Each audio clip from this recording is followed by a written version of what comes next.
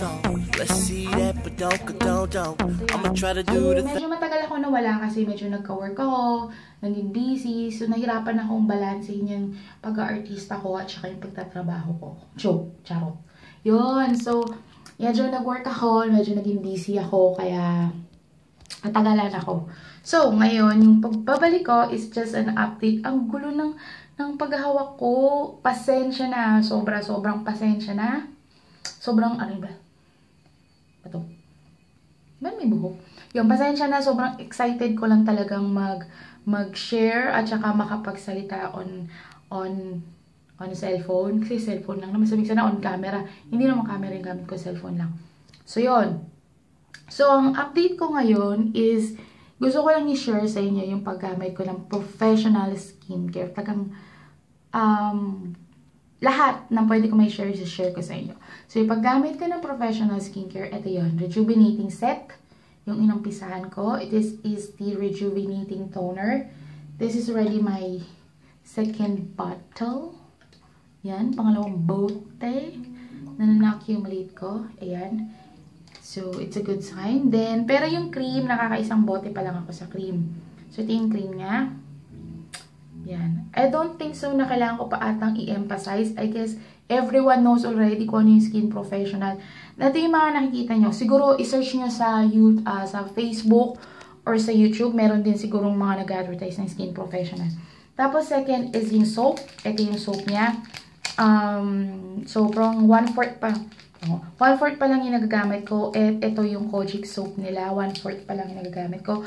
Hinihiwa-hiwa ko siya in slices na maliliit. Just like this. Yan, ganyan. Yan. Yun. So, experience sa paggamit. First day, okay lang. Medyo mahapdi lang siya ng konti.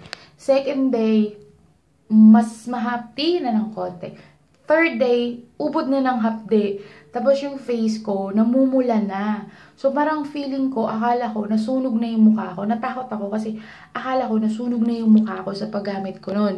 Tapos yung fourth day ko naman, mas lala ko natakot kasi habang sinasaban ko yung face ko, ang hapdi-hapdi.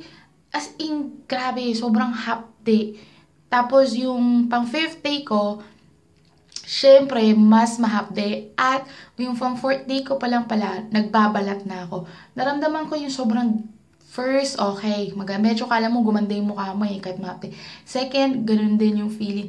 Third, parang nag-dry ng skin ko. 4th day, nagbabalat-balat na ako ng konti. Hindi siya magbabalat. On my experience, I don't know sa experience ng iba, but on my experience, hindi sabay-sabay nagbalat yung skin ko.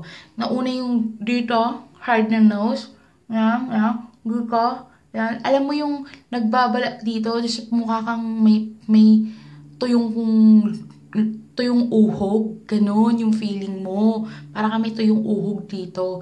Tapos dito, yan, dito. Tapos dito, konti, ganyan. Tapos dito sa no. Hindi siya lahat. Tapos nagkaroon pa ako ng parang dark spot dito. Pero may pawis din ako, no? Punasan ko lang. So, yan. Meron dark spot dito. Kala ko nga nasunog talaga yung face ko. Nagkaroon pa ako ng dark circles dito. At saka dito. So, yun. Medyo pawis din. At currently, at also, nilabasan ako ng mga tigyaot. So, skuday.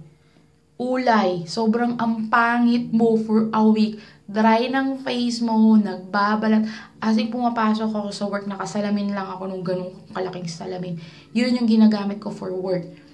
Para lang hindi ma-emphasize. Tapos yung parang, syempre, di ba, sa work, parang ini-introduce ko na, ay, gumagamit ako kasi gusto ko gumanda yung skin ko. Para ibibenta ko. Tapos habang nakatingin sila sa akin, parang, ulay, day, hindi ka bibili dyan. Bakit? Dry na dry skin mo. Ganon yung experience. So, tapos yung pang 6 week ko na. So, sabi ko, 1 week na. 7 araw na nakakalipas, 1 week na. Ba't ganun pa rin yung mukha ko? Sabi ko, shit. Ay, sorry sa word. So, yun, sabi ko, ba't ganun yung mukha ko? Mahapti-hapti pa. Pero, yung pala, kaya pala ganun naghahapti. Lumalabas pala lahat ng dumi ng mukha. Tapos, syempre, yun yung initial reaction ng gamot sa mukha mo. Treatment stage pala yung tawag doon. So, medyo kung mapapansin nyo, nag-post ako ng ibang videos ko. Ewan ko lang kung napapansin nyo yung difference ha. Kung lighten ba yung mukha ko o hindi.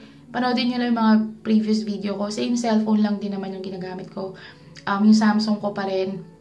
Wala man na bago. So, pwede nyo i-check yung videos ko. So, ang paggamit nito is first, siyempre yung soap. Kailangan yung soap. So, pag nag-soap ka, in 3 minutes mo siyang ilalagay sa mukha mo. Hindi kaya. 2 to 3 minutes na ilagay sa face. Hindi kaya. Kasi sobrang hapdi niya. So, kung hindi niya magawa yung 2 to 3 minutes, okay lang. Kung hanggang saan lang yung kaya nyo, banlawan nyo na. Kasi alam ko, sobrang hapde. Gawan nyo na ng paraan. Siguro tapat nyo yung sarili sa electric fan or habang naliligo ka, habang naghihilamos ka, iganong-ganong man lang yung tubig sa mukha mo para mawasan yung hapde. So, after, nagbibigay ako ng interval So, after mga 5 to 10 minutes, naglalagay na ako ng toner. So, pagkalagay ko ng toner ko, yung paglalagay ko ng toner, hindi ko kinukuskus na sobrang diin na. Take note of that. Kasi sabi, pangit daw yun. Nakakasira ng balat. Nai-stress mo yung skin mo. Oy, may kumakalabog. Scary. Yun. So, yun. Pasensya na sa commercial. Tapos, nag-i-stay ko siya. Pinapatpat ko yung mukha ko sa electric fan. Kasi nga, mahapdi.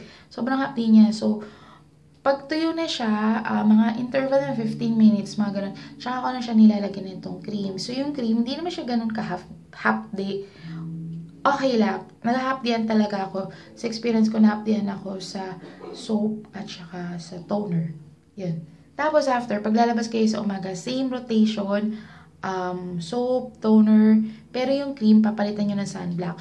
So, kung may sunblock tong kasama, yung nasa tube, pero hindi ko nabili.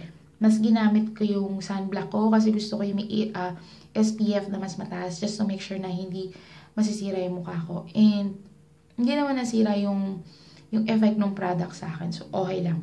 So, ito ngayon yung current effect niya sa mukha ko. This is my second week. Ito yung face ko. And, take note of this wala po akong makeup. Ito po yung noo ko. Ayan. And which you could see, I still have pimples in here, in here, in here. Yan. And, kung sakaling tigyawatin man kayo, wag po kayong matakot. Kasi, for as long as yung tigyawat nyo, for as long as habang tinitigyawat kayo, make sure that, kasi pagkalabas naman ng pimples niya, 1 to 2, first or second day, nagda-dry up naman siya, like this one. Yan, so lumabas siya, nag-dry naman siya, lumabas siya, nag-dry naman siya. Kasi parang inaano niya, nilalabas niya lahat ng dumi sa mukha niyo. So, huwag kayo matakot.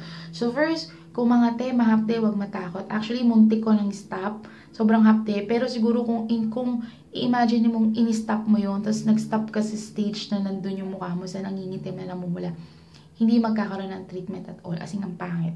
So, kailangan tuloy-tuloy lang yung continuous ng panggamit. Huwag matatakot for 2 weeks. Maghihinto lang kayo kung feeling nyo rashes na yung lumalabas sa mukha nyo. That's the only time na parang ihihinto nyo. This is on my own experience, okay? Para sa mga gustong makalaman kung paano gamitin. So, yun. Hindi rin po ako seller ng professional skincare. Hindi ko po siya tinitinda. Talagang gusto ko lang i-share yung experience ko. Sobrang na-amaze ako sa kanya. So, this is my second week. I know it's not perfect yet, pero alam ko I trust this the professional skincare at alam ko dahil gaganda yung face ko doon. So, update ko kayo after. Kailangan daw kasi 1 month of usage. So magsa-second week pa lang ako sa paggamit ko nito. So, tingnan natin on my 3rd week kung mas maganda pa yung maging result. 4th, so mag-update ako sa inyo every now and then. And I promise not to wear any makeup. And ngayon, promise, wala kang makikitang makeup except sa kilay at eyeliner and mascara. Yun lang. So, yun lang yung update ko for now. I hope guys you enjoyed. Next time, and kung gusto nyo bumili nito at na-encourage kayo, go, push it. Maghanap lang kayo ng legit seller. Thank you for watching this video and wait for my update on my 3rd week. Okay? Bye-bye. Hey girl, it's your song. Let's see that, but don't. I'ma try to do the things that you don't.